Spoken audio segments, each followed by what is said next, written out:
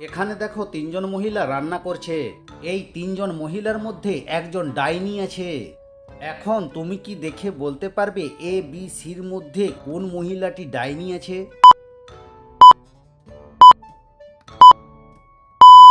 বন্ধুরা, তোমরা কি চিনতে পেরেছো কোন মহিলাটি ডাইনি আছে? যদি চিনতে না পেরে থাকো তাহলে আমি বলে দিচ্ছি কোন মহিলাটি ডাইনি আছে। এখানে তুমি যদি বি নাম্বার মহিলার দিকে লক্ষ্য করো তাহলে দেখতে পাবে তার খাবারে, হাতে, চোখে, টেবিলে রক্তের দাগ লেগে আছে। অর্থাৎ বি নাম্বার মহিলাটাই হলো একটি ডাইনি। এখানে দেখো তিনজন ব্যক্তি দড়ি ধরে তারা বাঁচার চেষ্টা করছে। প্রথম ব্যক্তির নিচে আছে জ্বলন্ত আগুন, দ্বিতীয় ব্যক্তির নিচে আছে বিষাক্ত গ্যাস এবং তৃতীয় ব্যক্তির নিচে রয়েছে ধারালো ছুরি। এবার এই তিনজনকে খুব ভালো করে দেখে তুমি কি বলতে পারবে এ বি সির মধ্যে কে সবচেয়ে বেশি বিপদে আছে?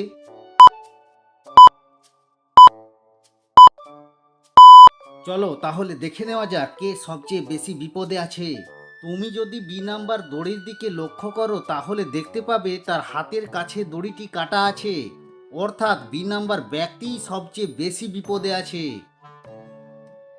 এখানে দেখো দুইজন মা আছে, তারা একটি বাচ্চাকে নিয়ে টানাটানি করে। এখন এই দৃশ্যটিকে খুব ভালো করে দেখে তুমি কি বলতে পারবে এ বির মধ্যে বাচ্চাটির আসল মা কে?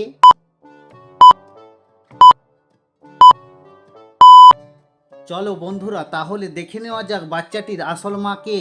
তুমি যদি খুব ভালো করে লক্ষ্য করো তাহলে দেখতে পাবে বি নাম্বার মহিলার চুলের রং এবং বাচ্চাটির চুলের রং একই। অর্থাৎ এই বাচ্চাটির আসল মা হবে বি নাম্বার মহিলাটি। এখানে দেখো একটি ছেলে একটি মেয়ে খাবার খাচ্ছে, আর তাদের খাবারের মধ্যে বিষ মেশানো আছে। তুমি কি এই খাবারের থালা দুটি দেখে বলতে পারবে কোন খাবারে বিষ মেশানো আছে? তুমি যদি বলতে পারো তাহলে তো তুমি জিনিয়াস।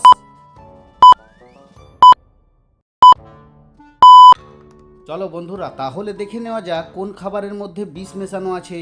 এখানে ছেলেটির থালার দিকে লক্ষ্য করো, তার থালার মধ্যে কয়েকটি মাছি নড়াচড়া করছে। আর মেয়েটির থালার দিকে লক্ষ্য করো, মাছিগুলি একটুও নড়ছে না। অর্থাৎ মাছিগুলি মারা গেছে। এর থেকে বোঝা যায় মেয়েটির থালাতেই বিষ মেশানো হয়েছে। এখানে এ বিসির মধ্যে একটি দৌড় প্রতিযোগিতা চলছে। তুমি কি এদের দেখে বলতে পারবে কে দৌড় প্রতিযোগিতায় জয়ী হবে?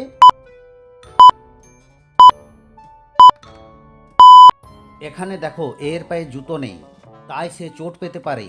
আর বি এর জুতোর দড়ি খোলা আছে, নিশ্চয়ই সে বেশি দূর দৌড়াতে পারবে না। আর সি নাম্বারের সব ঠিকঠাক আছে, তাই সি এই দৌড়যোগিতায় প্রথম হবে।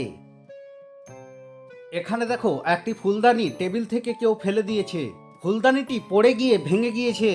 এদের মধ্যে কেউ ফুলদানিটি ফেলেছে। তুমি কি দেখে বলতে পারবে এ বি সির মধ্যে কে ফুলদানিটি ফেলেছে? তুমি যদি খুব ভালো করে লক্ষ্য করো তাহলে দেখতে পাবে বি নাম্বার ব্যক্তির পা কেটে গেছে, সেখান থেকে রক্ত বের হচ্ছে। সে যখন ফুলদানিটি পায়ে করে ফেলে দেয় তখন তার পা কেটে যায়। অর্থাৎ বি নাম্বার ব্যক্তিটি পায়ে করে ফুলদানিটি ফেলেছে। দুটি কাপেলকে মনোযোগ দিয়ে দেখো, এই দুটি কাপেলের মধ্যে একটি কাপেল ভূত। তুমি কি দেখে বলতে পারবে এ বির মধ্যে কোন কাপেলটি ভূত?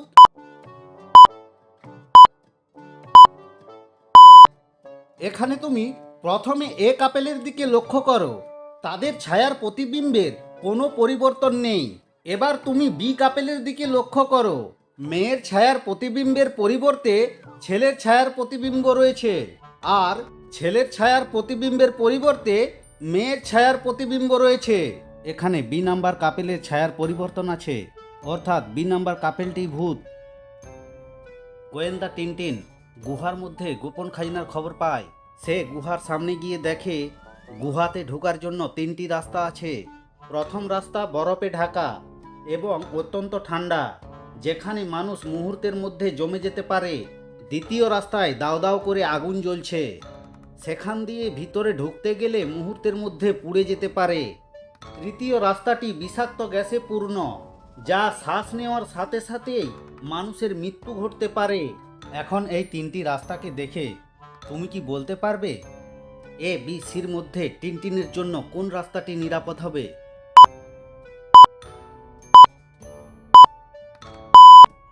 চলো বন্ধুরা, দেখে নেওয়া যাক টিনটিনের জন্য কোন রাস্তাটি নিরাপদ হবে।